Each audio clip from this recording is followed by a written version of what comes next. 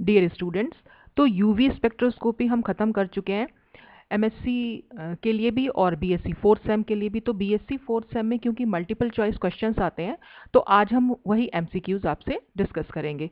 तो इसमें हम देख लेते हैं पहला क्वेश्चन। तो the range of UV light, तो जो यूवी लाइट की रेंज होती है, इनमें जितने भी ऑप्शंस दिए गए हैं वो है 200 से 400 यानी 200 टू 400 nm। तो हमारा जो है बी ऑप्शन जो है इसमें करेक्ट है। फिर नेक्स्ट क्वेश्चन है the equation log to the base 10 I0 upon I is equal to epsilon CL is an expression of। तो जो हमने ये डिस्कस किया था लैम्बर्ट्स बियर लॉ, ये उसी के लिए एक्सप्रेशन है। तो I0 अपॉन I यहाँ पर एब्जॉर्बेंस को शो करता है और एप्सिलॉन यहाँ पर मोलर एब्जॉर्प्टिविटी कोफिशिएंट है, C यहाँ पर कॉन्सेंट्रेशन को बताता है और L जो है आप इसको पाथ लेंथ बोल सकते हैं या थिकनेस ऑफ द मीडियम। तो कहीं कहीं पर इसको हमने एप्सिलॉन C X भी लिखा है, तो चाहे तो X लिखा हो या L लिखा हो एक ही बात है। तो वो तो है कि अलग अलग बुक में वो अलग अलग माना गया है कि पाथ लेंथ को कहीं X बोला गया है, कहीं पर L बोला गया है। तो ये एप्सिलॉन CL जो एक्सप्रेशन होगी वो हो जाएगी बियर लैम्बर्ट्स लॉ के लिए। क्यों? क्योंकि देखिए जो बियर लॉ था वो तो सिर्फ कॉन्सेंट्रेशन के बारे में बात करता था, जो लैम्बर्ट्स लॉ था वो पाथ लेंथ के बारे में बात कर रहा था या थिकनेस ऑफ द मीडियम के बारे में बात कर रहा था, और इन दोनों को जो कंबाइन किया गया वो बना हमारा बियर लैम्बर्ट्स लॉ। तो ये जो इक्वेशन शो होती है, ये एक्सप्रेशन हम लाते हैं बियर लैम्बर्ट्स लॉ में। आई होप कि आप मेरे पिछले वीडियोस देखकर आए हैं, तभी आप यहाँ पर आइएगा, क्योंकि एमसीक्यूज आपको डायरेक्ट अगर आप एमसीक्यूज पे आते हैं तो आपको कुछ समझ में नहीं आएगा जब तक आप थ्योरी वाला पोर्शन नहीं करेंगे। तो इस वीडियो को देखने से पहले आप अपने ये जितना भी थ्योरी वाला पोर्शन है उसको कंप्लीट करके यहाँ पर आइएगा। नंबर थर्ड क्वेश्चन है introduction of an auxochrome into a system brings about an increase in intensity of absorption, this is called. यानी कि अगर किसी सिस्टम में हम ऑक्सोक्रोम को ले आए, ठीक है, ऑक्सोक्रोम, क्रोमोफोर, ये सब कुछ मैं बहुत अच्छे से डिस्कस कर चुकी हूँ। तो ऑक्सोक्रोम क्या, कोई भी लोन पेयर वाले जो हमारे ग्रुप्स होते हैं उनको हम ऑक्सोक्रोम बोलते हैं, जो इंटेंसिटी कलर की इंक्रीज कर देते हैं। तो ये क्या कर, जैसे ये इंट्रोड्यूस होते हैं किसी सिस्टम में, तो ये क्या ये लिखा हुआ भी है कि increase in the intensity of absorption. अब अगर ये इंक्रीज कर रहे हैं किसी सिस्टम की एब्जॉर्प्शन की इंटेंसिटी को, तो अब हम इसको क्या बोलेंगे? देखिए अगर सिस्टम की इंटेंसिटी अगर देखिए, अब मैं आपको एक चीज़ बताती हूँ, यहाँ पर हमने ये चारों शिफ्ट पढ़े हैं बहुत अच्छे से। तो यहाँ पर हमारी ये ग्राफ मैं बनाने जा रही हूँ, तो यहाँ एक लैम्डा मैक्स और इधर की साइड हम इंटेंसिटी ले लेते हैं, ठीक है, एप्सिलॉन से हम इसको शो करते हैं। तो यहाँ पर मैंने आपको ऐसे करके ग्राफ बताया था और ये इस तरह से बनाया था। तो अगर हम लैम्डा मैक्स इंक्रीज करती है तो हमारा होता है बैथोक्रोमिक शिफ्ट, या जिसको हम रेड शिफ्ट भी बोल देते हैं। अगर लैम्डा मैक्स डिक्रीज करती है तो हम उसको बोल देते हैं हिप्सोक्रोमिक शिफ्ट, या हम उसको बोल देते हैं ब्लू शिफ्ट, ठीक। अगर इंटेंसिटी इंक्रीज कर रही है लैम्डा मैक्स, तो देखिए इधर की साइड इंक्रीज करेगी और इधर की साइड डिक्रीज करेगी। इंटेंसिटी ऊपर की साइड इंक्रीज करेगी और नीचे की साइड डिक्रीज करेगी। तो अगर इंटेंसिटी इंक्रीज कर रही है, ज़्यादा हो रही है, तो हम उसके लिए वर्ड यूज़ करते हैं हाइपरक्रोमिक शिफ्ट, ठीक है। और अगर इंटेंसिटी डिक्रीज कर रही है तो हाइपो वर्ड हम यूज़ करते हैं, तो हाइपोक्रोमिक शिफ्ट। तो ये चार शिफ्ट मैंने बहुत अच्छे से डिस्कस किए थे, तो आप जाके वो वीडियो देखिएगा, और अगर आपने देखे हुए हैं तो आप समझ सकते हैं कि अगर इंक्रीज हो रही है इंटेंसिटी तो हम उसको बोलेंगे अपना हाइपरक्रोमिक शिफ्ट, ठीक है। तो उसके लिए यहाँ पर डी ऑप्शन जो है वो करेक्ट ऑप्शन हो जाएगा। अच्छा, increasing order of UV absorption maxima of ethylene, butadiene and naphthalene is. अब हमें यूवी एब्जॉर्प्शन दिखाना है इसमें कि जो लैम्डा मैक्स है वो उसका इंक्रीजिंग ऑर्डर दिखाना है इन तीन कंपाउंड्स के लिए। तो देखिए इथाइलिन हमारा क्या है, CH2 डबल बॉन्ड CH2, ठीक। ब्यूटाडाइन को हम कैसे लिखेंगे? ब्यूटाडाइन हो जाएगी CH2 double bond CH single bond CH double bond CH2, ठीक। और नेफ्थलीन क्या हो जाएगी? नेफ्थलीन में हम इस तरह से दिखा सकते हैं। तो आपको क्या चेक करना है इसमें? देखिए यूवी एब्जॉर्प्शन जनरली हम कहाँ पर देखते हैं, जो भी हमारे जहाँ पर भी हमें कॉन्जुगेटेड डबल बॉन्ड दिखा, यानी कॉन्जुगेटेड सिस्टम जहाँ पर होगा तो वहाँ पर यूवी एब्जॉर्प्शन होगा। तो यहाँ पर अगर आप देखें इथाइलिन के केस में खाली एक डबल बॉन्ड है, ठीक। फिर हम ब्यूटाडाइन में जाके देखें तो हमारे पास कॉन्जुगेटेड डबल बॉन्ड है, ठीक। ठीक है। और कॉन्जुगेटेड डबल बॉन्ड्स, यानी कॉन्जुगेटेड का मतलब क्या हुआ, डबल बॉन्ड फिर सिंगल बॉन्ड फिर डबल बॉन्ड, तो यहाँ पर हमें ऐसे 2 डबल बॉन्ड्स दिखाई दे रहे हैं। जबकि अगर हम नेफ्थलीन की बात करें तो नेफ्थलीन में कॉन्जुगेटेड डबल बॉन्ड्स का नंबर हो गया 5। तो क्योंकि डबल बॉन्ड्स का नंबर बढ़ रहा है और कॉन्जुगेटेड डबल बॉन्ड्स का नंबर बढ़ रहा है, कॉन्जुगेशन इंक्रीज कर रही है, तो जैसे जैसे कॉन्जुगेशन इंक्रीज कर रही है तो हमारा जो यूवी एब्जॉर्प्शन मैक्सिमा हो जाएगा। तो इंक्रीजिंग ऑर्डर ऑफ, अगर हम एब्जॉर्प्शन मैक्सिमा की बात करें तो हम क्या दिखा सकते हैं, तो जैसे जैसे हमारी कॉन्जुगेशन इंक्रीज करती है तो मॉलिक्यूल में बताया भी था मैंने कि स्टेबिलिटी आती है, और स्टेबिलिटी से एनर्जी जो है हमेशा डिक्रीज करती है और लैम्डा जो है वो हमेशा इंक्रीज करेगी। तो जैसे जैसे कॉन्जुगेशन बढ़ रहा है इथाइलिन से, जब हम मूव कर इथाइलिन फिर ब्यूटाडाइन फिर नेफ्थलीन, तो इसके लिए क्या हो जाएगा, क्योंकि नेफ्थलीन में कॉन्जुगेटेड डबल बॉन्ड ज़्यादा है तो इसीलिए उसका लैम्डा मैक्सिमम भी ज़्यादा होगा। तो इथाइलिन का सबसे कम होगा और नेफ्थलीन का सबसे ज़्यादा होगा। तो यहाँ पर हम देख लेते हैं किस ऑप्शन में ऐसा दे रखा है। देखिए बी ऑप्शन में इथाइलिन का सबसे कम है लेकिन ब्यूटाडाइन का सबसे ज़्यादा दिखा रखा है, तो ये तो गलत ऑप्शन हो गया हमारा, ठीक है। और जो सी देखें, इथाइलिन का सबसे कम है और नेफ्थलीन का सबसे ज़्यादा, तो हमारा सी ऑप्शन जो है वो करेक्ट ऑप्शन यहाँ पर हो जाएगा। तो आपको सिर्फ इतना ध्यान रखना है, अगर कॉन्जुगेटेड डबल बॉन्ड्स का नंबर इंक्रीज कर रहा है तो हमारी लैम्डा मैक्सिमम भी इंक्रीज करेगी, ठीक। तो ये हमारे 4 क्वेश्चन थे। अब नेक्स्ट देख लेते हैं। इसमें हमारा 5th क्वेश्चन आता है कि which of the following do not absorb UV radiation. अब इसमें देखिए एनिलीन, एनिलीन हमारी क्या है, एनिलीन को हम कैसे दिखा सकते हैं, ये हमारी बेंजीन रिंग हो गई और इस पर हमारा NH2 ग्रुप, ठीक है, एक ऑक्सोक्रोम इसमें जुड़ा हुआ है। तो भाई यहाँ पर तो डबल बॉन्ड भी है, फिर लोन पेयर भी है, लोन पेयर भी कॉन्जुगेशन शो करेंगे, तो यहाँ तो ये तो यूवी रेडिएशन को एब्जॉर्ब करेगा। जैसे मैंने आपको बताया जहाँ भी आपको कॉन्जुगेशन दिखाई देगा वहाँ पर यूवी एब्जॉर्प्शन होता ही है। बेंजीन के केस में भी हमारा देख सकते हैं, यहाँ पर भी कॉन्जुगेटेड डबल बॉन्ड्स हैं, ठीक है।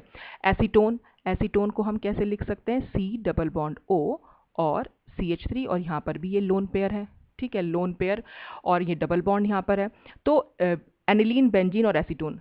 जबकि अगर हम वाटर की बात करें तो वाटर इस तरह से हम दिखाते हैं, तो यहाँ पर हमें कोई डबल बॉन्ड नहीं दिख रहा है, तो इसलिए हम कह सकते हैं कि वाटर जो है हमारा इसका करेक्ट ऑप्शन होगा, जो कि यूवी रेडिएशन को एब्जॉर्ब नहीं करता, और इसीलिए हम इसको यूवी एब्जॉर्प्शन में सॉल्वेंट की तरह भी हम यूज़ कर लेते हैं। तो ये वाटर यहाँ पर इसका करेक्ट ऑप्शन हो जाएगा। फिर नेक्स्ट है which of the following can not be detected with the help of UV absorption spectra, कि इसमें से किसको हम यूवी स्पेक्ट्रम या यूवी एब्जॉर्प्शन स्पेक्ट्रा की हेल्प से डिटेक्ट नहीं कर सकते।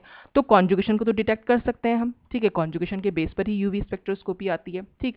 नेक्स्ट ऑप्शन है फंक्शनल ग्रुप। अब फंक्शनल ग्रुप जैसे कि क्रोमोफोर्स होते हैं, क्रोमोफोर्स कोई भी ऐसा फंक्शनल ग्रुप हो जाएगा ना जिसमें कि अनसैचुरेशन होता है, ठीक, जैसे कि हमारा कार्बोनिल ग्रुप हो गया, जैसे कि हमारा साइनाइड ग्रुप हो गया, या हमारा नाइट्रो ग्रुप हो गया, तो ये फंक्शनल ग्रुप को भी डिटेक्ट कर सकता है। फिर ज्योमेट्रिकल आइसोमेरिज्म, ये सिस और ट्रांस के बीच में डिफरेंस भी बता सकती है।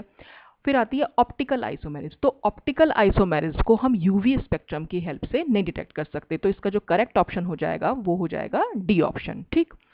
नेक्स्ट क्वेश्चन है which of the following compounds will give all 4 transition in UV spectra.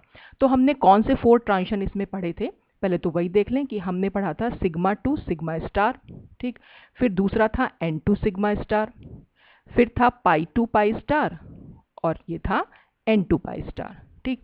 तो सिग्मा टू सिग्मा स्टार हमें कहाँ दिखाई देगा, जहाँ सिग्मा बॉन्ड्स होंगे। N2 सिग्मा स्टार जहाँ पर भी कि लोन पेयर वाले ग्रुप्स होंगे। पाई टू पाई स्टार जहाँ पर भी डबल बॉन्ड होगा, और N2 पाई स्टार वहीं जैसे कि लोन पेयर हो, ठीक। तो अब देख लेते हैं CH3 CH2 Cl, तो यहाँ पर हमें ये चारों देखने हैं। तो चारों अगर हमें ऑप्शंस में चाहिए तो ऐसा कंपाउंड चाहिए जहाँ पर सिंगल बॉन्ड भी हो, डबल बॉन्ड भी हो और लोन पेयर भी हो, ठीक। तो अगर हम फर्स्ट ऑप्शन की बात करें तो यहाँ पर हमें कहीं कोई डबल बॉन्ड नहीं दिख रहा, सिंगल बॉन्ड तो है, तो इसलिए ये ऑप्शन तो नहीं हो सकता। CH2 double bond CH2 ethylene में हमें पाई बॉन्ड तो दिख रहा है, सिग्मा बॉन्ड भी दिख रहा है, लेकिन कहीं पर लोन पेयर नहीं है, तो ये ऑप्शन भी नहीं हो सकता। फिर बेंजीन में हमें सिग्मा बॉन्ड भी दिख रहे हैं और पाई बॉन्ड भी दिख रहे हैं, लेकिन लोन पेयर फिर से इसमें भी नहीं है कहीं। अब आते हैं एसीटोन में, तो एसीटोन में हमारे पास सिग्मा बॉन्ड भी है, यहाँ पाई बॉन्ड भी है और ऑक्सीजन के ऊपर लोन पेयर भी है, तो यहाँ पर हमें ये चारों ट्रांजिशन देखने को मिलेंगे, तो इसलिए करेक्ट ऑप्शन हो जाएगा डी। नेक्स्ट है which one of the following transition is allowed transition. तो ये चारों ट्रांजिशन अलाउड थे जो मैंने आपके सामने यहाँ लिखे हुए हैं, सिग्मा टू सिग्मा स्टार, फिर N2 sigma star, pi to pi star और N2 पाई स्टार। अब देख लीजिए यहाँ पर कौन कौन से दे रखे हैं, तो N2 सिग्मा स्टार भी हो सकता है, पाई टू पाई स्टार भी हो सकता है, N2 पाई स्टार भी हो सकता है, तो ये तीनों ही हो सकते हैं, इसलिए हमारा जो करेक्ट ऑप्शन हो जाएगा वो हो जाएगा ऑल ऑफ दीज। ठीक है, तो इसलिए हमारा डी ऑप्शन को करेक्ट, मतलब आप कई बार ऐसा होता है बच्चे जल्दी जल्दी में देखते हैं कि पहला ऑप्शन देखा N2 सिग्मा स्टार हो सकता है, बस उसको करेक्ट किया और चलते बने। तो बेटा जितने भी ऑप्शंस हैं पहले सब पे ध्यान देना चाहिए कि कहीं ऑल तो नहीं लिखा हुआ, क्या पता सारे के सारे दे सकते हो, तो ये सब थोड़ा सा ध्यान रखना चाहिए कि कहाँ क्या क्वेश्चन में पूछा गया है। फिर नेक्स्ट क्वेश्चन हम देख ले रहे हैं, which of these expressions are correct. अब देखिए, log to the base 10 I0 upon I is equal to epsilon C X, मैंने आपको बताया था ना, कहीं पर L लिखा हुआ है कहीं पर x, तो यहाँ पर x लिखा हुआ है, तो ये log to the base 10 I0 upon I का मतलब एब्जॉर्बेंस होता है, तो ये हमारा करेक्ट, क्योंकि बियर लैम्बर्ट्स लॉ को ये शो कर रहा है, तो ये करेक्ट ऑप्शन है।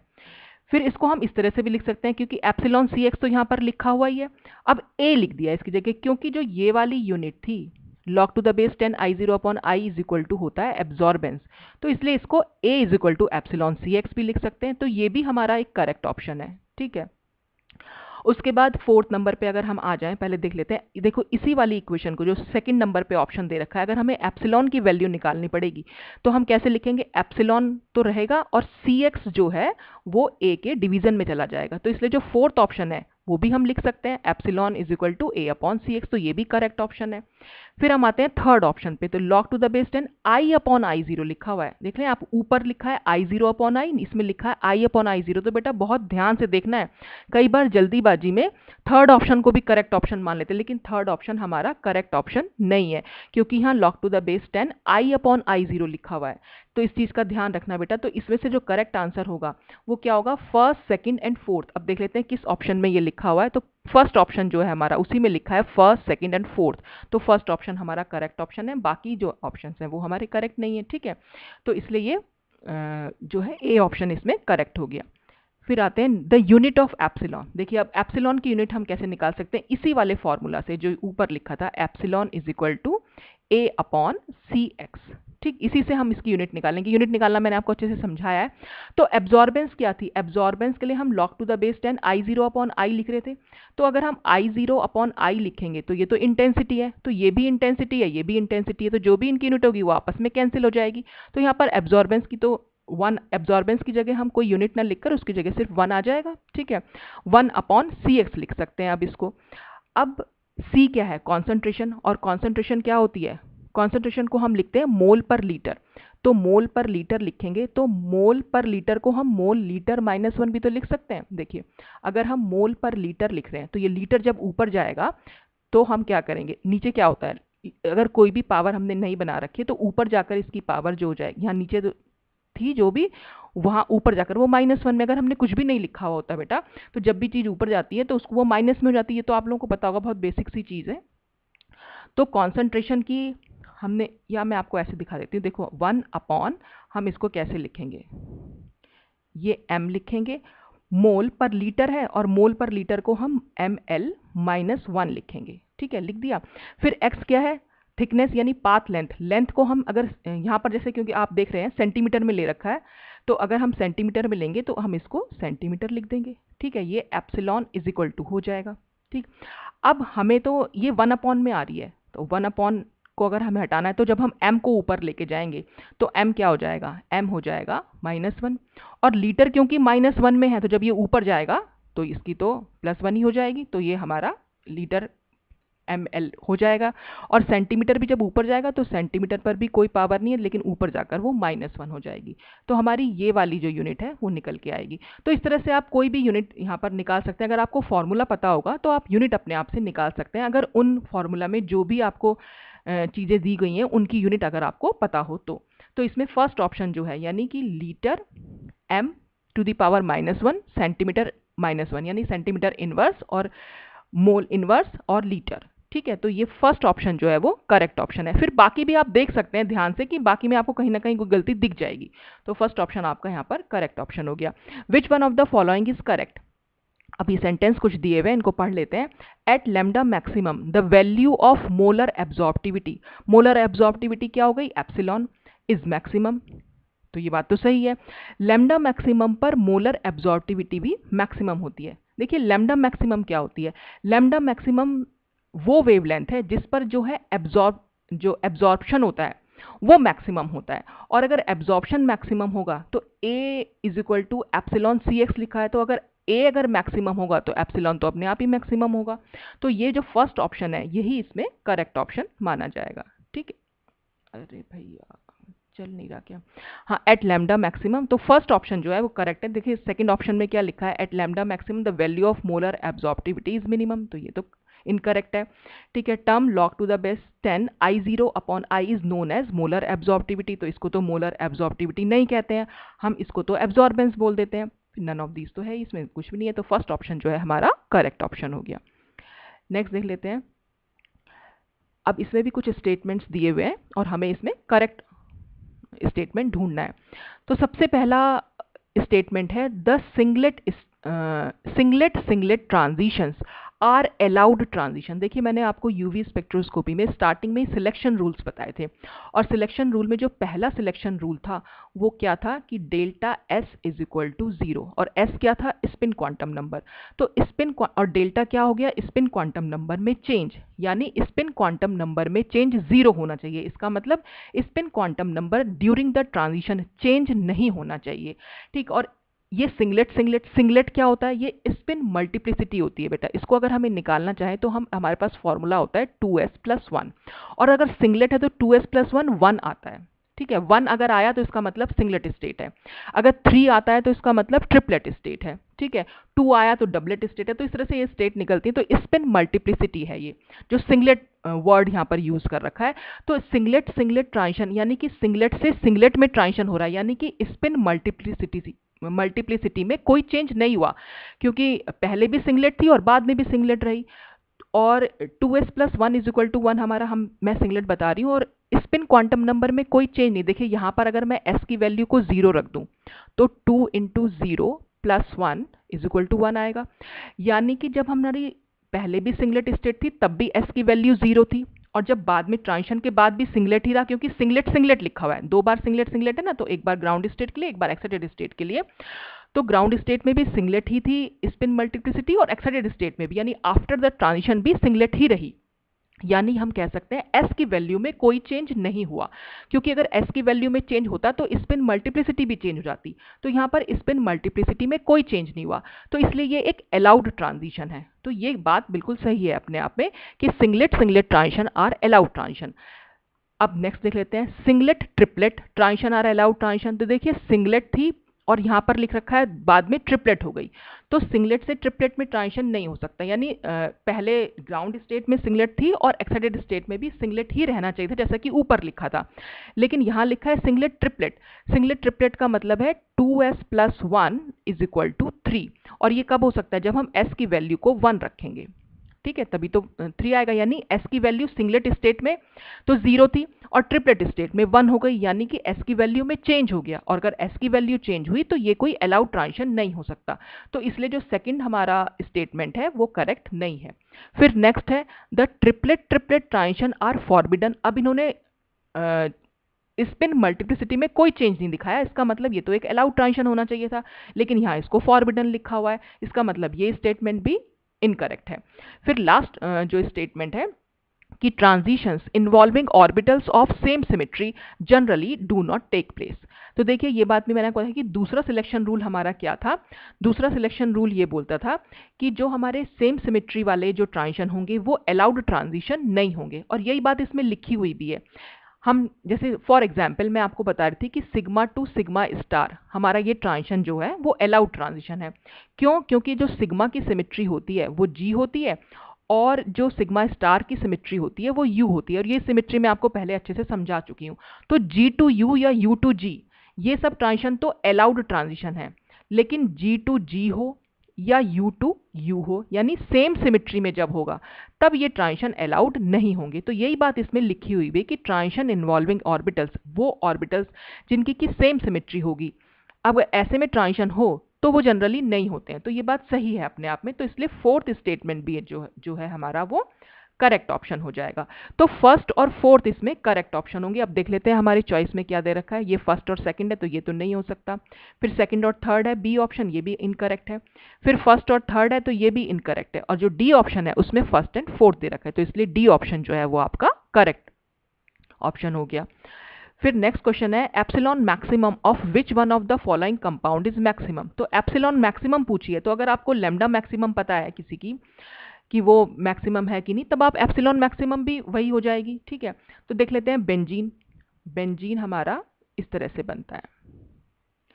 फिर हम अब इसमें हमको क्या देखना, आपको ना सबसे पहले तो स्ट्रक्चर पता होने चाहिए, क्योंकि स्ट्रक्चर के बेसिस पर आप कॉन्जुगेटेड डबल बॉन्ड्स देखोगे, और कॉन्जुगेटेड डबल बॉन्ड जैसे ही आपको मालूम पड़ते हैं तब आप उसका बता सकते हो कि लैम्डा मैक्सिमम होगी कि नहीं, क्योंकि जिसमें जितना ज़्यादा कॉन्जुगेशन होगा उसकी लैम्डा उतनी ज़्यादा होती है, मतलब लैम्डा मैक्सिमम उतनी ज़्यादा होती है। एंथ्रासीन हम कैसे बनाते हैं? एंथ्रासीन को अगर हम बनाएंगे तो हम 3 बेंजीन रिंग इसमें बना देंगे। ठीक है, ये मैंने, ये हमारी एंथ्रासीन हो गई। ठीक, और इथाइलिन तो आपको पता ही है, CH2 डबल बॉन्ड CH2। तो इथाइलिन में तो सबसे कम डबल बॉन्ड है, इसको तो हटा ही दीजिए। बेंजीन में 3 हो गए। फिर हम यहाँ आ गए नेफ्थलीन में, तो हमें 5 दिखाई दिए। और जब हम इसमें गए एंथ्रासीन में, तो हमें 7 double bond, conjugated double bond, यानी कॉन्जुगेशन यहाँ पर एंथ्रासीन में सबसे ज़्यादा है। जहाँ पर कॉन्जुगेशन सबसे ज़्यादा होगा उसकी लैम्डा मैक्सिमम भी उतनी ज़्यादा होगी। तो इसलिए एंथ्रासीन जो है वो करेक्ट ऑप्शन हो गया। फिर नेक्स्ट है which one of the following is not a chromophore. कौन है जो वो क्रोमोफोर नहीं है? तो ऐसा आइसोलेटेड फंक्शनल ग्रुप जिसमें कि अनसैचुरेशन होता है, वो उसको हम क्रोमोफोर बोलते हैं। तो यहाँ पर भी कार्बोनिल ग्रुप में देखें, यहाँ पर अनसैचुरेशन से मतलब आपको डबल बॉन्ड देखना है, तो डबल बॉन्ड यहाँ पर दिख ही रहा है। बी में दें, यहाँ पर भी डबल बॉन्ड है। सी में देखा नाइट्रो ग्रुप, वहाँ पर भी डबल बॉन्ड है। लेकिन अगर हम डी में देखें, यहाँ पर एन के ऊपर लोन पेयर ऑफ इलेक्ट्रॉन है, और इसका स्ट्रक्चर जो हमारा बन के आएगा वो कुछ ऐसे आएगा। ठीक, तो यहाँ पर कहीं कोई डबल बॉन्ड नहीं है, ये एक ऑक्सोक्रोम होता है। तो इसलिए हमारा जो करेक्ट ऑप्शन हो जाएगा वो डी हो जाएगा। ठीक है, क्योंकि ये यहाँ पर ये पूछा गया। अब ये भी ध्यान रखिएगा कि इन्होंने पूछा है नॉट अ क्रोमोफोर। कभी आपको लगे कि क्रोमोफोर क्या है, तो ये चीज़ जरूर ध्यान दीजिएगा बेटा, क्वेश्चन को बहुत आराम से पढ़ना चाहिए पहले। तो उन्होंने पूछा कि क्रोमोफोर कौन सा नहीं है, तो नहीं है, तो इसका मतलब डी ऑप्शन जो है वो हमारा करेक्ट ऑप्शन है, क्योंकि वो अपने आप में एक ऑक्सोक्रोम है और वहाँ पर कहीं पर हमें कोई भी अनसैचुरेशन नहीं दिखाई दे रहा है। फिर देख लेते हैं नेक्स्ट क्वेश्चन। नेक्स्ट क्वेश्चन में अब ये कुछ स्ट्रक्चर्स आपके सामने बनाए हुए हैं, और ये पूछा गया है कि इसमें से कौन सा कंपाउंड जो है वो हेट्रोएन्युलर डाइन है। तो जब हमने वुडवर्ड फिशर रूल्स कैलकुलेशन सीखी थी, तब मैंने आपको वहाँ बहुत अच्छे से समझाया था कि होमोएन्युलर और हेट्रोएन्युलर डाइन क्या होती हैं। तो हेट्रोएन्युलर डाइन एक ऐसी डाइन होगी, कॉन्जुगेटेड डाइन होगी वो, लेकिन वहाँ पर जो डबल बॉन्ड्स होंगे वो अलग अलग रिंग में प्रेजेंट होंगे। देखिए, पहली बार आप देखें पहले वाले ए ऑप्शन में, तो यहाँ पर आपको एक ही रिंग के अंदर 2 डबल बॉन्ड दिखाई दे रहे हैं जो कॉन्जुगेशन में है। ठीक है, कॉन्जुगेटेड डबल बॉन्ड होने चाहिए, और कॉन्जुगेशन का मतलब जैसे ये डबल बॉन्ड है, फिर सिंगल बॉन्ड है, और फिर डबल बॉन्ड है। ठीक, तो ये कॉन्जुगेटेड डबल बॉन्ड तो है, लेकिन ये एक ही रिंग में है, तो ये तो होती है होमोएन्युलर डाइन। जब एक ही रिंग में दोनों डबल बॉन्ड हो, यानी दोनों कॉन्जुगेटेड डबल बॉन्ड हो, तो हम उसको होमोएन्युलर कहते हैं।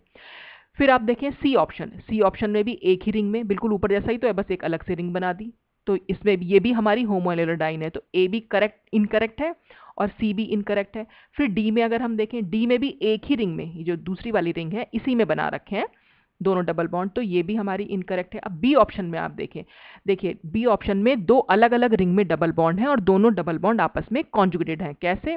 देखिए, ये सबसे पहले डबल बॉन्ड, डबल बॉन्ड के बाद सिंगल बॉन्ड, और सिंगल बॉन्ड के बाद फिर डबल बॉन्ड। तो इसका मतलब ये एक कॉन्जुगेटेड डाइन है और दोनों डबल बॉन्ड अलग अलग रिंग में। हेट्रो मीन्स डिफरेंट हो गया, होमो मीन्स सेम हो गया, तो इसलिए बी ऑप्शन जो है वो हमारा करेक्ट ऑप्शन है। तो हेट्रोएन्युलर डाइन का ये एग्जाम्पल है। हो सकता है एग्जाम में होमोएन्युलर आ जाए, तो होमोएन्युलर में आपको सिर्फ इतना ध्यान रखना है कि जो बाकी तीनों बना रखी हैं वो होमोएन्युलर हैं, एक ही रिंग में 2 डबल बॉन्ड है जो कॉन्जुगेशन में है।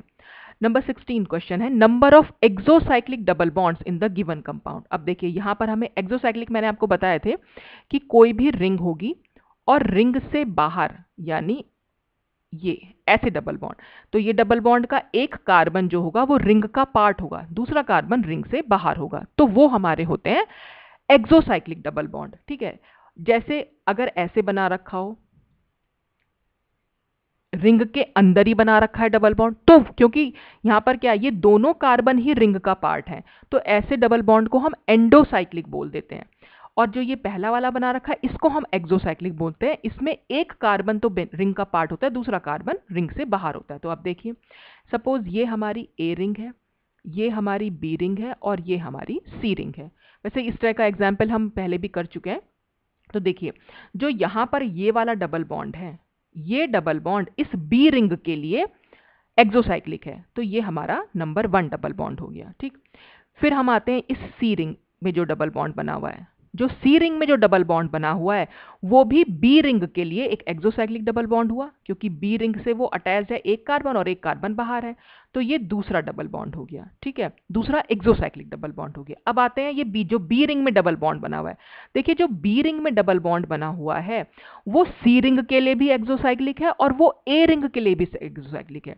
तो ए और सी दोनों के लिए एक्सोसाइक्लिक है, इसलिए हम इसको 2 बार काउंट करेंगे, यानी हम कहेंगे कि यहाँ पर 2 डबल बॉन्ड है, यानी 3rd नंबर वाला भी यही है और 4th नंबर वाला भी यही है। ठीक है, तो कुल मिलाकर यहाँ पर 4 double bonds, 4 exocyclic double bonds हैं। देखने में 3 लग रहे हैं लेकिन है 4 कैसे? क्योंकि जो बीच वाला है, जो बी रिंग में डबल बॉन्ड बना हुआ है, वो ए और सी दोनों रिंग के लिए एक्सोसाइक्लिक डबल बॉन्ड है। तो करेक्ट ऑप्शन यहाँ पर हो जाएगा D. The base value of homo annular diene, तो ये कुछ वैल्यूज हैं आपको ध्यान में रखनी पड़ेंगी। तो base value homo annular diene के लिए होती है 253। ठीक है, और base value hetero annular diene के लिए होती है 214। तो ये थोड़ा सा ध्यान रख लेना बेटा, एक बस आप अगर 214 और 253 याद रखें, कई बार ऐसा हो जाता है कि हमें कंफ्यूजन हो जाएगा।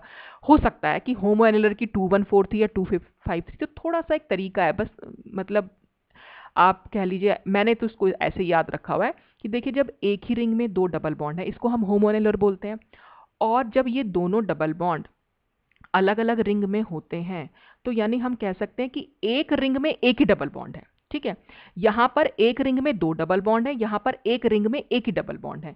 तो जिस रिंग में ज्यादा डबल बॉन्ड है बस उसकी बेस वैल्यू ज्यादा, मैंने इसको इस तरह से याद किया हुआ है, तो आप भी इसको इस तरह से ध्यान रख सकते हैं कि होमो एनुलर डाइन का जो बेस वैल्यू होती है वो ज्यादा होती है। और वो ज्यादा क्यों, मैंने इसको सोचा हुआ है ऐसे, इसको सोचा हुआ है कि एक ही रिंग में यहाँ 2 डबल बॉन्ड है और इसमें एक ही रिंग में एक ही डबल बॉन्ड है। ठीक है, तो इसलिए इसके लिए होमो एनुलर के लिए 253 nm है और हेट्रो एनुलर के लिए 214 है। फिर नेक्स्ट क्वेश्चन है, यहाँ पर आपको एक स्ट्रक्चर दिया हुआ है और आपको ढूंढना है उसमें रिंग रेजिड्यूज। तो रिंग रेजिड्यूज के बारे में हम बहुत अच्छे से डिस्कस कर चुके हैं। रिंग रेजिड्यूज में आपको इतना ध्यान रखना है कि रिंग का पार्ट होना चाहिए डबल बॉन्ड से अटैच। पहले आपने कॉन्जुगेटेड डबल बॉन्ड देख लिए, फिर डबल बॉन्ड से अटैच्ड आपको देखनी है कोई भी सिंगल बॉन्ड, और उस सिंगल बॉन्ड से आगे कोई डबल बॉन्ड नहीं होना चाहिए, मतलब वो कॉन्जुगेशन का पार्ट ना हो। तो सबसे पहले तो हम इसमें अपनी कॉन्जुगेटेड डाइन को ढूंढ लेते हैं। तो कॉन्जुगेटेड डाइन तो हमारी जो जिसके लिए हम बेस वैल्यू देंगे, तो यानी ये डबल बॉन्ड ढूंढा, फिर सिंगल बॉन्ड और ये डबल बॉन्ड, तो यहीं तक था कॉन्जुगेशन हमारा। ठीक है, अब इसी में हमें ये देखना है कि रिंग रेजिड्यू क्या है। तो सबसे पहले हम, जैसे अगर मैं नंबर दूं यहाँ पर, ये नंबर 1 कार्बन, ये नंबर 2 कार्बन, ये नंबर 3 कार्बन और ये नंबर 4, ये नंबर 4 है, ये नंबर 3 है, ये नंबर 2 है और ये नंबर 1 है। तो सबसे पहले देखेंगे 1 कार्बन से अगर आप ये वाला बॉन्ड देखें, ठीक है, तो ये एक रिंग रेजिड्यू है। ठीक है, क्योंकि ये हमारे इसी कॉन्जुगेटेड डबल बॉन्ड से अटैच है और इसके आगे वाले यानी यहां पर कहीं कोई डबल बॉन्ड नहीं दिखाई दे रहा है, तो इसलिए एक रिंग रेजिड्यू हुआ। फिर नंबर 2 पे देखें, नंबर 2 से आपको 2 सिंगल बॉन्ड दिख रहेंगे। एक तो ऊपर की साइड जा रहा है जो 3 नंबर कार्बन से अटैच्ड है, और एक नीचे की साइड जा रहा है ये वाला। ठीक है, तो ये एक रिंग रेजिड्यू हुआ जिस पे मैंने ये बनाया, ये वाला, ये रिंग रेजिड्यू हुआ। जबकि ऊपर वाला है वो रिंग रेजिड्यू नहीं होगा। क्यों? क्योंकि वो तो हमारे कॉन्जुगेशन का ही पार्ट है। Double bond, single bond, double bond, 2 और 3 वाला जो सिंगल बॉन्ड है उसको हम नहीं काउंट करेंगे। फिर हम 3 नंबर कार्बन पे देखेंगे। 3 नंबर कार्बन पर एक ये इधर की साइड जा रहा है जो रिंग का पार्ट है, और उसके आगे भी कोई डबल बॉन्ड नहीं है।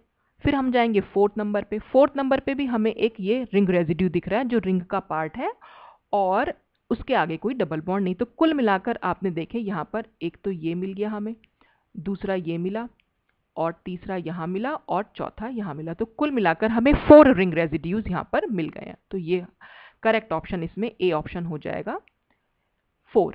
ठीक है, नेक्स्ट है correct order of relative energies required for various transition.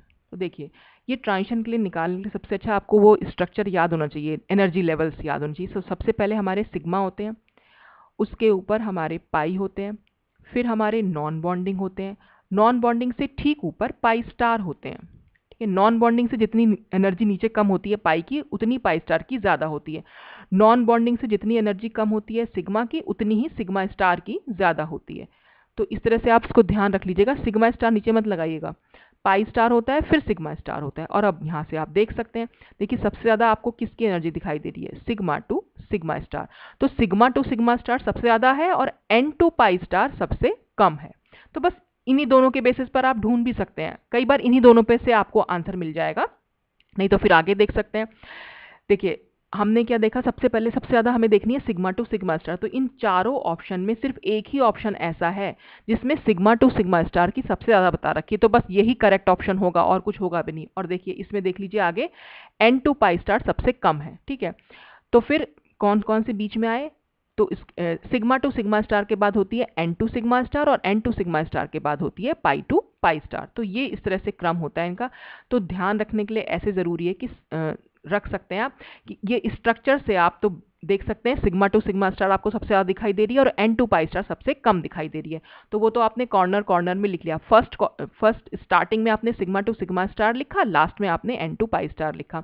फिर हमारे दो ही तो ट्रांजिशन बचते हैं, तो क्योंकि यहाँ पर सिग्मा स्टार ही पहले आया है तो इसलिए आप सिग्मा स्टार वाला ही पहले लिखेंगे, तो एन टू सिग्मा स्टार वाला पहले लिखेंगे और पाई टू पाई स्टार वाला बाद में लिखेंगे। मतलब इस तरह से आपको याद करने का तरीका है, तो ऐसे आप इसको याद कर सकते हैं। फिर नेक्स्ट क्वेश्चन है the range of UV visible reason. ये चीज बेटा बहुत ध्यान रखना, हमने अभी एक क्वेश्चन किया था, पहला question the range of UV region, ये है range of UV visible region. तो देखिए हमारे पास यूवी रीजन की रेंज होती है 200 से 400, विजिबल रीजन की होती है 400 से 800। तो यूवी विजिबल की क्या हो जाएगी, 200 से 800, ठीक है ना। तो पूरा का पूरा यूवी विजिबल बनाता है। तो जो डी ऑप्शन है वो हमारा करेक्ट ऑप्शन होगा। तो क्वेश्चन में ध्यान रखिएगा कि आपसे यूवी रीजन पूछा है या यूवी विजिबल रीजन पूछा है। तो खाली यूवी पूछा है तो 200 से 400, खाली विजिबल पूछा है तो 400 से 800, और यूवी विजिबल पूछा है तो 200 से 800 एनएम इसकी रेंज होती है, ठीक। नेक्स्ट क्वेश्चन है, अब इसमें एक और आता है बिलो यूवी रीजन, ठीक है, यानी बिलो यूवी कह रही हूं मैं, हाँ बिलो यूवी भी बोल सकते हैं, बिलो 200 एनएम। तो उसको क्या बोल सकते हैं, तो नियर यूवी तो नहीं बोलते हैं, फार यूवी बोलते हैं उसको, वैक्यूम यूवी भी बोल देते हैं। तो इसलिए जो डी ऑप्शन है वो हमारा करेक्ट ऑप्शन है, बोथ बी एंड सी लिखा हुआ है, तो ये ऑप्शन हमारा करेक्ट ऑप्शन है, डी ऑप्शन जो है, ठीक है, क्योंकि इसमें दोनों आ गए। बिलो 200 एनएम, जनरली फार यूवी हम ना 100 एनएम से, वैसे तो अलग अलग बुक में अलग अलग दे रखा है, तो 100 एनएम से 200 एनएम मानते हैं, ठीक है। तो बिलो 200 एनएम हमारा फार यूवी बोल देते हैं, या उसको वैक्यूम यूवी क्यों बोलते हैं, ये बात मैंने आपको पहले ही बताई थी, क्योंकि हमें इसके लिए वैक्यूम चाहिए होता है, और 200 एनएम से नीचे, इसका मतलब वैक्यूम का क्या मतलब है, हमें ऑक्सीजन नहीं चाहिए, वहां पर ऑक्सीजन की एब्सेंस होती है वैक्यूम में। और ऑक्सीजन की एब्सेंस क्यों कर रहे हैं, क्योंकि यहाँ पर अगर हम ऑक्सीजन ले लेंगे तो ऑक्सीजन भी एब्जॉर्ब कर लेती है, बिलो 200 एनएम ऑक्सीजन भी एब्जॉर्ब करती है, तो इसलिए हम वैक्यूम रीजन बोलते हैं, क्योंकि वहां पर ऑक्सीजन की एब्सेंस होती है। तो उसको फार यूवी भी बोल सकते हैं, उसको वैक्यूम यूवी भी बोल सकते हैं। तो इसलिए हमारा डी ऑप्शन जो है वो करेक्ट ऑप्शन है, बोथ बी एंड सी, ठीक है। नेक्स्ट क्वेश्चन है by virtue of which shift the absorption maximum is shifted towards higher wavelength. अभी मैंने आपको बताया था कि वेवलेंथ हमारी ऐसे होती है, ठीक है, इधर की साइड बढ़ती हुई है, इधर की साइड घटती हुई है। इंटेंसिटी की अगर हम बात करें, ऊपर जाएंगे तो बढ़ रही है, नीचे जाएंगे तो घट रही है। और हमारे इसमें क्या लिखा हुआ है, हायर वेवलेंथ, यानी हम इधर की साइड मूव कर रहे हैं। तो इधर की साइड मूव करने का क्या मतलब हो गया, इधर की साइड मूव करने का आप ध्यान रख सकते हैं विबग्योर से, VIBGYOR। तो हम इधर की साइड जब जा रहे हैं तो रेड पोर्शन की तरफ जा रहे हैं, तो यानी रेड शिफ्ट। और जब घटती हुई आएगी तो यानी हम ब्लू रीजन की तरफ जा रहे हैं, तो इसका मतलब ब्लू शिफ्ट। तो बढ़ती हुई जा रही है ये, क्योंकि by virtue of which shift the absorption maximum is shifted towards higher wavelength. तो हायर वेवलेंथ यानी रेड शिफ्ट, और रेड शिफ्ट को हम बेथोक्रोमिक शिफ्ट भी बोल देते हैं, तो इसलिए ए ऑप्शन जो है वो हमारा करेक्ट ऑप्शन है। When the polarity of the solvent is increased the N2 pi transition of carbonyl compound experience. देखिए ये भी हमने बहुत अच्छे से डिस्कस किया था जब हमने सॉल्वेंट पोलैरिटी को डिस्कस किया था। तो जब भी कभी सॉल्वेंट की पोलैरिटी को हम इंक्रीज करेंगे तो नॉर्मली हमारा N2 पाई ट्रांजिशन सपोज हमारा यहाँ पर हो रहा है, ये N है और ये पाई स्टार है। तो जब कभी भी हम सॉल्वेंट की पोलैरिटी को इंक्रीज करने का क्या मतलब है कि जो ये ट्रांजिशन मैंने आपके सामने दिखाया, सपोज ये हेक्सेन में हो रहा है, ठीक है। हमने पोलैरिटी को चेंज किया, यानी अब हम वाटर सॉल्वेंट ले लिया, हेक्सेन सॉल्वेंट की जगह हमने सॉल्वेंट को चेंज किया और वाटर ले लिया। हेक्सेन हमारा नॉन पोलर सॉल्वेंट है, वाटर हमारा पोलर सॉल्वेंट है, इसका मतलब हमने पोलैरिटी को इंक्रीज कर दिया। पोलैरिटी इंक्रीज करने पर क्या होता है, ये जो नॉन बॉन्डिंग ऑर्बिटल है इनकी भी एनर्जी जो है वो कम हो जाती है। तो हम इसको यहाँ दिखा देंगे और ये पाई स्टार हमारा यहाँ रहेगा। तो पहले जो इतनी एनर्जी की जरूरत पड़ रही थी, अब जो है वो इतनी एनर्जी की जरूरत पड़ती है। तो आप देख रहे हैं, अगर मैं इसको डेल्टा E1 बोलूं और इसको मैं डेल्टा E2 बोलूं, तो डेल्टा E2 जो है यहाँ पर ज्यादा है डेल्टा E1 से। और अगर डेल्टा E2 ज्यादा है तो इसका मतलब इसकी लैम्डा हो जाएगी कम, यानी लैम्डा मैक्सिमम कम हो जाएगी। और अगर लैम्डा मैक्सिमम कम हुई तो यानी किधर की साइड जाएंगे, विबग्योर का आप ध्यान रखिए, लैम्डा मैक्सिमम कम होने का मतलब हम ब्लू रीजन की तरफ जा रहे हैं, तो इसका मतलब ब्लू शिफ्ट, और ब्लू शिफ्ट को हम हिप्सोक्रोमिक शिफ्ट बोल देते हैं। तो इसका आंसर हो जाएगा बी।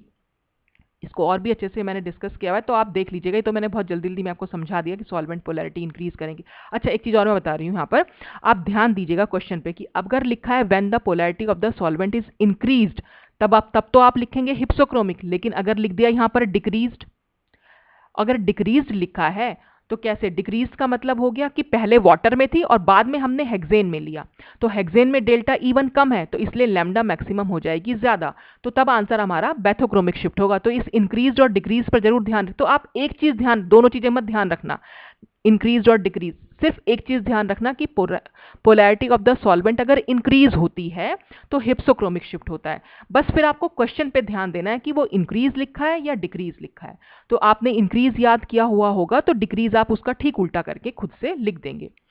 नेक्स्ट क्वेश्चन है when the polarity of the solvent is increase. अब की बार पूछा है पाई टू पाई ट्रांजिशन पर क्या फर्क पड़ेगा कार्बन कंपाउंड्स के। तो देखिए, अगर हेक्सेन में हमने pi to pi star transition, suppose हमारा ये था, ये हमारा सपोज हमने हेक्सेन में ले रखा है, वाटर में जब हम करते हैं इसको तो क्या होता है, ये जो पाई स्टार की एनर्जी है ये थोड़ी सी कम हो जाती है। ठीक है, तो पहले हमारी डेल्टा E इतनी थी, अब हमारे लिए डेल्टा E इतनी हो गई, यानी अब की बार जो है एनर्जी डिफरेंस जो है वो कम हो गया। जब एनर्जी डिफरेंस कम हो गया तो लैम्डा जो है अपने आप से बढ़ गई, और जब लैम्डा मैक्सिमम बढ़ना होता है तो ये हमने विबग्योर में देखा है, लैम्डा मैक्सिमम किधर की साइड बढ़ रही है, रेड शिफ्ट हो रहा है मतलब, और रेड शिफ्ट हो रहा है तो इसका मतलब इसका आंसर हो जाएगा हमारा बैथोक्रोमिक शिफ्ट। तो फिर से मैं बोल रही हूँ, इस क्वेश्चन में भी ऐसा हो सकता है आ जाए आपके पास polarity of the solvent is decreased, तो जब डिक्रीज्ड होगा तो आपको हिप्सोक्रोमिक लिखना है। तो बस एक ही चीज ध्यान रखना, इंक्रीज्ड वाली, इंक्रीज से आपको ध्यान रहेगा कि डिक्रीज में आपको क्या लिखना है। ठीक, और ये आई थिंक लास्ट हमारे पास स्लाइड बची है क्वेश्चंस की। Electronic transition which require minimum energy, अरे बाप रे, ये मिनिमम लिख दिया है मैंने इसको, ये बेटा इसको एन कर लेना, ये मिनिमम लिखा हुआ है। ठीक है, तो मिनिमम एनर्जी किसके लिए चाहिए हमें, अभी अभी हमने डिस्कस किया था, energy sigma two sigma star की सबसे ज्यादा होती है और एन टू पाई स्टार की सबसे कम होती है। तो यहाँ पर बी ऑप्शन जो है वो इसका करेक्ट ऑप्शन है, इसके लिए हमें मिनिमम एनर्जी चाहिए। Which compound will have highest lambda max, किसकी लैम्डा मैक्स ज्यादा होगी, साइक्लोहेक्सेन, साइक्लोहेक्सेन तो सिंपल, कोई डबल बॉन्ड है ही नहीं यहाँ पर। बेंजीन तो आपको पता ही है, बेंजीन में 3 डबल बॉन्ड है। टोलुइन, टोलुइन में हमें यहाँ पर बेंजीन रिंग तो है ही, साथ में CH3 है। नाइट्रोबेंजीन में क्या हो गया, नाइट्रोबेंजीन में नाइट्रो ग्रुप यानी एक क्रोमोफोर आ गया है, ये प्लस करके लिखेंगे, ये ऑक्सीजन और ये माइनस। तो देख रहे हैं डबल बॉन्ड जैसे बढ़ा, कॉन्जुगेशन इंक्रीज कर गया, तो जैसे ही कॉन्जुगेशन इंक्रीज करेगा, क्रोमोफोर के तो आते साथ ही वैसे भी कॉन्जुगेशन में इंक्रीज होती है, तो इसलिए हमारा जो इसका करेक्ट ऑप्शन होगा वो नाइट्रोबेंजीन होगा। ठीक है, तो वैसे भी बेंजीन का करीब 256 nm पे होता है, टोलुइन का तो बहुत थोड़ा सा इंक्रीज देखने को मिलता है हाइपर कॉन्जुगेशन की वजह से, तो 262 के करीब पहुंच जाती है। नाइट्रोबेंजीन की जो लैम्डा मैक्सिमम है वो करीब 280 के करीब होती है, तो इसलिए नाइट्रोबेंजीन यहाँ पर करेक्ट ऑप्शन है। नेक्स्ट क्वेश्चन है K and R bands arise due to following transition. हमने के, ये जो बैंड्स थे ये बहुत अच्छे से डिस्कस नहीं किए थे, मैं एक बार यहीं पे आपको बता देती हूँ, तो बहुत ज़्यादा कुछ था भी नहीं इनमें डिस्कस करने के लिए। देखिए, जब के बैंड है, के का मतलब आप यहाँ पर लगा लीजिए, ये एक जर्मन वर्ड से लिया गया है, वो वर्ड तो मैं भूल गई, पर उसका मतलब होता है कॉन्जुगेशन। कॉन्जुगेशन आपको कहाँ देखने को मिलेगा, जहाँ पर पाई बॉन्ड होंगे, तो जो पाई बॉन्ड होंगे तो इसका मतलब वहाँ पर पाई टू पाई स्टार ट्रांजिशन होगा। ठीक है, आर का क्या मतलब होता है, आर भी जर्मन वर्ड से लिया गया है, इसका मतलब है, वो वर्ड्स मैं भूल गई, उनका मतलब आपको किसी बुक में लिखे हुए मिल जाएंगे। इसका मतलब होता है रेडिकल लाइक, रेडिकल मतलब कहीं ना कहीं नॉन बॉन्डिंग, मतलब इलेक्ट्रॉन है, फ्री इलेक्ट्रॉन है, तो वो हम उसको नॉन बॉन्डिंग इलेक्ट्रॉन यहाँ बोल सकते हैं। तो जब नॉन बॉन्डिंग इलेक्ट्रॉन की बात आती है तो इसलिए यहाँ पर मिलेगा आपको N2 pi star transition. B band क्या होता है? बी बैंड होते हैं बेंजीनॉइड, जहां पर आपको बेंजीनॉइड सिस्टम मिले। बेंजीनॉइड यहाँ जहां भी एरोमेटिक रिंग होगी, बेंजीन रिंग होगी, तो बेंजीनॉइड में भी क्योंकि हमें डबल बॉन्ड देखते हैं तो यहाँ पर भी हमें पाई टू पाई स्टार ट्रांजिशन की वजह से हमें बेंजीनॉइड बी बैंड मिलता है। और फिर ई क्या होता है? इथाइलिनिक बॉन्ड। इथाइलिनिक बॉन्ड भी वही होते हैं डबल बॉन्ड जहाँ पे, तो डबल बॉन्ड की अगर हम बात कर रहे हैं तो पाई टू पाई स्टार ट्रांजिशन। तो आप देख रहे हैं ये 4 बैंड्स हमें यहाँ पर पढ़ते हैं हम इसमें। इसको आप ना ऐसे याद रख सकते हैं, क्रैब साइकिल आप लोगों ने पढ़ा होगा कभी 11th-12th में, हम शायद बायो में पढ़ते थे इसको। तो क्रैब साइकिल से आपको ध्यान रहेगा K फॉर कॉन्जुगेशन, कॉन्जुगेशन अगर है तो पाई टू पाई स्टार की वजह से। R for radical, like radical जैसी दिमाग में आए तो तुरंत इलेक्ट्रॉन आना चाहिए, और इलेक्ट्रॉन जैसी दिमाग में आता है तो नॉन बॉन्डिंग इलेक्ट्रॉन, तो N2 पाई स्टार। ठीक है, बाकी इथाइलिनिक और बेंजीनॉइड ये भी पाई टू पाई स्टार। तो आप देख रहे हैं यहाँ पर बाकी तीनों बैंड K, E और B, ये तीनों बैंड में हमें पाई टू पाई स्टार ट्रांजिशन देखने को मिलता है, जबकि आर बैंड जो हमें मिलता है वो N2 पाई स्टार ट्रांजिशन की वजह से मिलता है। तो ये जो यहाँ पर क्वेश्चन है हमारा K और R बैंड के बारे में, तो K तो हमें पता है पाई टू पाई स्टार की वजह से मिलेगा, और R जो मिलेगा वो N2 पाई स्टार की वजह से। तो पहला ऑप्शन में, अब देखो इसमें भी ना ये नहीं देखना, यहाँ पर भी N2 पाई स्टार और पाई टू पाई स्टार, तो जो सबसे पहले तो K लिखा हुआ है, तो इसलिए पहला वाला N2 पाई स्टार इसमें K के लिए लिखा हुआ है, तो ये तो करेक्ट ऑप्शन नहीं है, क्योंकि K की वजह से तो हमें पाई टू पाई स्टार मिलता है। फिर बी ऑप्शन पे जाते हैं, बी में इसमें पहले पाई टू पाई स्टार है तो इसका मतलब वो K के लिए है, और दूसरी बार में N2 पाई स्टार यानी वो R के लिए है, तो ये हमारा करेक्ट ऑप्शन है। बाकी सारे ऑप्शन हमारे गलत ऑप्शन है। फिर नेक्स्ट क्वेश्चन है, transition which require radiation of shortest wavelength. Shortest wavelength इसका मतलब मैक्सिमम एनर्जी है ना, ई और लैम्डा एक दूसरे के इन्वर्सली प्रोपोर्शनल होते हैं, तो जब शॉर्ट वेवलेंथ कम होगी इसका मतलब एनर्जी ज़्यादा होगी। शॉर्टेस्ट है यानी वेवलेंथ सबसे कम है तो एनर्जी सबसे ज़्यादा होगी, और एनर्जी सबसे ज़्यादा किसकी होती है? Sigma two sigma star transition की, तो इसलिए करेक्ट ऑप्शन यहाँ पर सी है। और लास्ट क्वेश्चन है, which is responsible for imparting colour to the compound. Compound को कलर देने के लिए कौन रिस्पॉन्सिबल होता है? क्रोमोफोर। क्रोम मीन्स तो होता ही कलर है, तो क्रोमोफोर इसका करेक्ट ऑप्शन है, क्योंकि ऑक्सोक्रोम जो होता है उस कलर की इंटेंसिटी को इंक्रीज करता है, तो ऑक्सोक्रोम नहीं होगा यहाँ पर, आंसर होगा इसका क्रोमोफोर। तो ये सारे एमसीक्यूज थे आपकी यूवी स्पेक्ट्रोस्कोपी पे बेस्ड। तो अगर आपकी यूनिवर्सिटी में एमएससी में भी आते हैं क्वेश्चंस ऑब्जेक्टिव, तब तो आपके लिए ये वीडियो सही है, बाकी बीएससी 4th सेम के लिए तो है ही ये। तो आज के लिए बस इतना ही। Thanks for watching.